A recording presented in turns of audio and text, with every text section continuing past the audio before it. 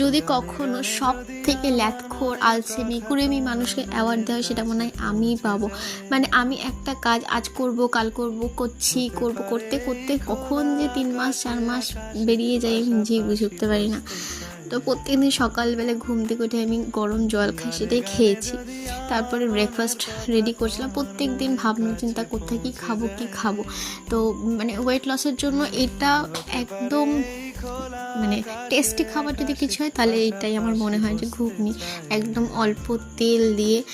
তো বাড়ির সবাইও খেতে পারবে। ব্রেকফাস্ট একদম অল্প পরিমাণে মুড়ি দিয়েছিলাম। মুড়ি খেলে ওয়েট লসে কিন্তু মুড়ি খাওয়া যায়, বাট সেটা মানে যে খাবারই খায় না কেন সেটা পরিমাণ বুঝে খেতে হবে। তারপরে আমার বাড়িতে মহারানী এসেছিলো, আজকে বাবা পুঁটি মাছ নিয়ে এসেছিলো প্রচুর পরিমাণে। তো মা সেটাই কাটাকাটি করছিল। বিকেলবেলাতে আমি, পুচকু, বাবা সবাই মিলে একটু ঘুরতে পেয়েছিলাম, মানে আমরা 3জন মিলে ঘুরতে পেয়েছিলাম। পুচকু ঘুরতে ভীষণ ভালোবাসে।